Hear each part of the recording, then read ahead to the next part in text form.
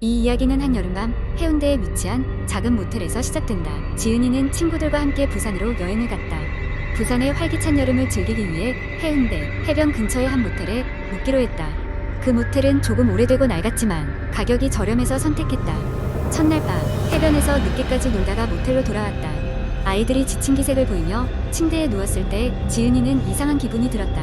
모텔의 방 안에는 어떤 무거운 기운이 맴돌고 있었고 그녀만이 그것을 느끼고 있는 것처럼 보였다. 방 안은 더운 한여름인데도 불구하고 오싹한 추위가 느껴졌다. 겨우 눈을 붙이려던 그때 문 밖에서 무언가 기어가는 소리가 들려왔다. 지은이는 잠결에 그것이 아마도 작은 쥐가 지나가는 소리일 것이라고 생각하며 무시하려고 했다. 하지만 그 소리는 점점 더 커지더니 마치 문 앞에 뭔가가 서 있는 것 같은 느낌이 들었다. 그녀는 몸을 붙이고 문을 바라봤다.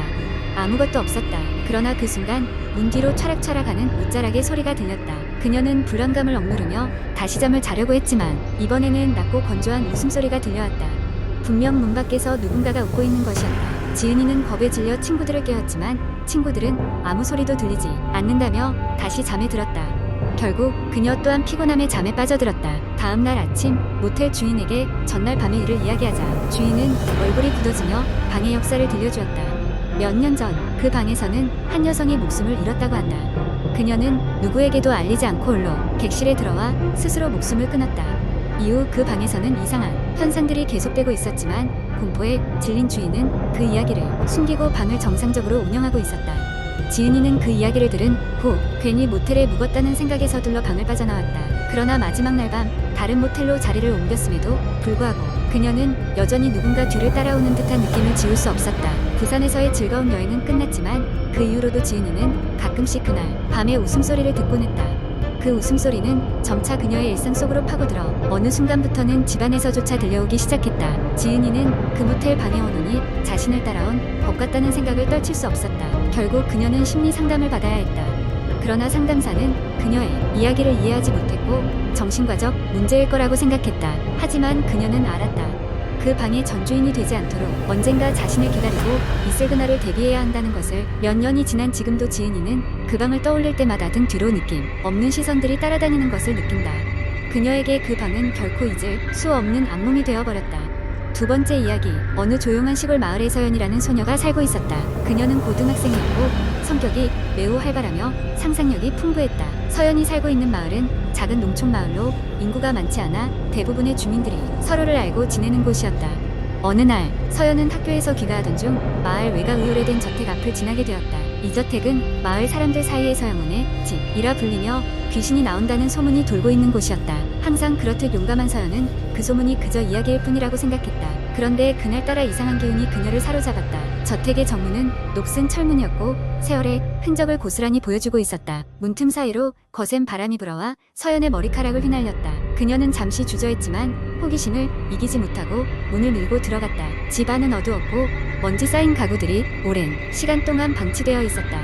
그녀는 천천히 집안을 돌아다니기 시작했다. 벽에는 낡은 초상화와 사진들이 걸려 있었고 서연은 사진 속 사람들이 누구인지 궁금해졌다. 그렇게 저택의 복도와 방을 살펴보다가 서연은 오래된 다락방 계단을 발견했다. 다락방으로 올라가는 계단은 삐걱거렸고 천장은 매우 낮았다. 서연은 조심스럽게 다락방으로 올라갔다. 다락방에는 오래된 가구들과 상자들이 널려 있었고 한쪽 구석에 있는 작은 창문으로 희미한 달빛이 들어오고 있었다.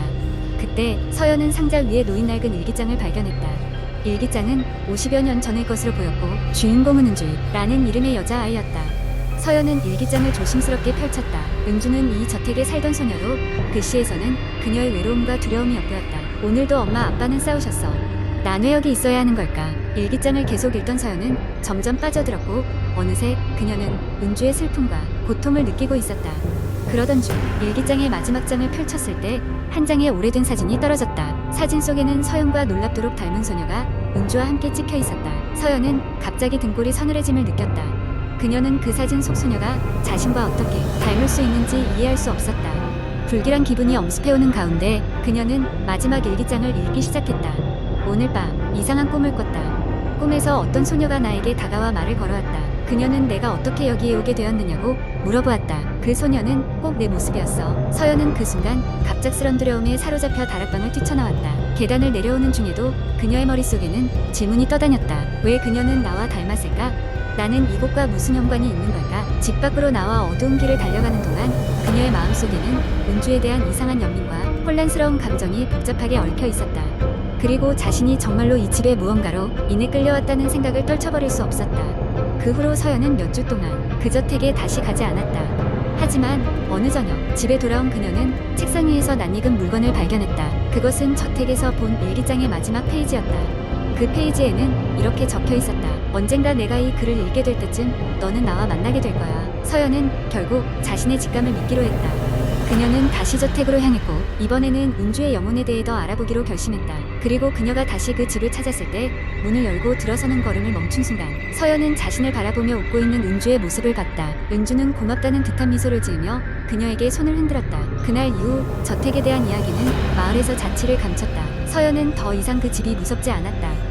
오히려 그곳은 친근하고 따뜻한 기억이 남은 장소가 되었다. 마치 그녀와 은주가 다시 만나 약속이라도 한 것처럼. 그리고 서연은 이제 저택을 홀로 방문하는 일은 없었다. 언제나 은주의 따뜻한 기운이 그녀와 동행하고 있었다. 영혼의 집은 더 이상 공포의 대상이 아닌 서연의 특별한 추억이 깃든 곳으로 남게 되었다. 세 번째 이야기. 어느 늦은 여름밤 나는 인터넷에서 유령 이야기를 읽으며 시간을 보내고 있었다. 방 안은 에어컨을 틀었음에도 불구하고 왠지 모르게 싸늘한 기운이 감돌고 있었다. 그렇게 공포 이야기에 심취해 있을 때 인터넷 커뮤니티 게시판에서 학교 뒷산 귀신 이야기라는 제목의 글을 발견했다. 그 글은 오래전 내가 졸업한 고등학교에 대한 이야기였다. 호기심이 생겨 읽어 내려가기 시작했다. 글쓴이는 자신이 몇 년 전 그 학교에 다녔었다며 항상 회자되던 뒷산 귀신 이야기에 대해 상세히 설명하고 있었다. 이야기에 따르면 학교 뒤편에는 오래된 묘지가 있었고 그 주변에 귀신이 출몰한다고 했다. 이 귀신은 하얀 소복을 입고 길게 늘어진 검은 머리카락을 가진 여학생의 모습으로 나타났으며 항상 밤늦게 혼자 산길을 걷는 사람들에게 목격된다고 했다. 종종 그녀의 낮은 흐느낌 소리가 들리기도 했는데 이 소리를 들은 사람은 꼭 좋지 않은 일이 생겼다고 한다. 내가 학교에 다닐 때도 친구들 사이에서 그 이야기로 농담을 주고받곤 했다. 하지만 누구 하나 실제로 본 사람은 없었다. 그러던 어느 날 글쓴이는 자신이 친구들과 함께 뒷산에 올라갔던 경험담을 풀어놓기 시작했다. 그들은 여름방학을 맞아 학교에 몰래 들어가기로 했다. 캠핑이나 해볼까 하는 마음으로 각자 손전등과 간단한 간식을 챙겨 저녁 무렵에 학교에 모였다. 무더운 여름날 밤은 별로 어둡지도 않았고 달빛이 산길을 은은하게 비추고 있었다. 처음에는 모두 웃고 떠들며 산을 올랐지만 시간이 지나자 점점 분위기는 무거워졌다. 산 중턱까지 왔을 때 갑작스러운 서늘한 바람이 불어왔다. 친구들 중 몇몇은 순간 소름이 끼친다며 농담을 하기도 했지만 그 바람 이후 이상한 일이 벌어지기 시작했다. 산 전체가 갑자기 조용해졌고 주변에서 들려오던 매미 소리마저 멈춰버렸다. 그때였다. 저 멀리서 희미하게 여학생의 흐느끼는 소리가 들려왔다. 소리가 나는 방향으로 손전등을 비춰보니 낡은 교복을 입은 여학생이 고개를 푹 숙인 채 서 있었다. 모두가 얼어붙은 듯 한동안 그 자리에 서 있었다. 잠시 후 그 여학생은 천천히 뒤돌아 산길을 걸어 내려가기 시작했다. 몇몇 친구들이 무심코 뒤따라 걸으려 했지만 한 친구가 그들을 막아섰다. 쟤 없어졌어. 믿기지 않는 눈으로 다시 그곳을 보니 여학생은 사라지고 없었다. 그들은 당황한 마음에 급히 산을 내려오기 시작했다. 그렇게 산을 내려와 학교 정문 앞에 이르렀을 때 다시 한번 소름 끼치는 장면을 목격하게 되었다. 열려있을 리 없는 학교 정문이 삐걱거리며 열려 있었던 것이다. 그때 밝게 웃던 한 친구가 혼잣말처럼 중얼거렸다. 우리 방금 그 길 통해 온 거 맞아? 그날 밤 이후 글쓴이와 그 친구들 사이에 알 수 없는 사고와 불운이 끊이질 않았다고 한다. 한 친구는 심각한 교통사고를 당했고 다른 친구는 이유 없이 심한 몸살에 시달렸다. 시간이 지나며 그들은 차츰 연락이 끊겼고 글쓴이 또한 그날의 일이 있은 후로는 다시는 그 학교 근처에 가지 않았다고 했다. 그 글을 다 읽고 나니 문득 내 등 뒤로 싸늘한 기운이 느껴졌다. 나는 방 안에 불을 켜고 다시는 그런 이야기를 잊지 않기로 다짐했다. 하지만 여전히 그 이야기가 머릿속을 떠나지 않았다. 왠지 모르게 그 여학생의 흐느끼는 소리는 내 귀에도 생생히 들리는 듯했다. 그래서 오늘 밤도 나는 침대 머리맡에 불을 켠 채 잠에 들지 못했다.